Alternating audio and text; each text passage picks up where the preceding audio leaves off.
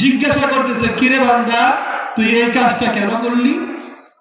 আমি তো তোকে চেষ্টা করেছিলাম, আর তুই মনে করছিস তোকে আমি ধরতে পারবো না? তোর আমি ধরতে পারবো না এইটা মনে করছিস? এখন তুই কি করবি বল?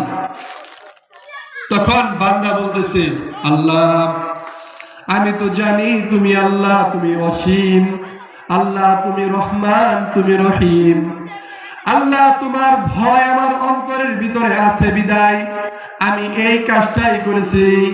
আল্লাহ আমি শুধু ভয় পেয়েছি গো আল্লাহ, আমার এই ভয়ের কারণে আমি যদি তোমার কাছে ধরা খেয়ে যাই, আমি যদি তোমার কাছে ধরা খেয়ে যাই, এই ধরা খাওয়ার পরে তো আল্লাহ আমার জাহান্নাম ছাড়া আর কোনো কিছু হবে না, আমার জাহান্নামে যাইতেই হবে। অতএব আমি এই ভয় পেয়ে আমি যদি একটু বাঁচতে পারি, এই জন্য আমি এই কাজটা করেছি। আল্লাহ তুমি আমাকে মাফ করে দাও।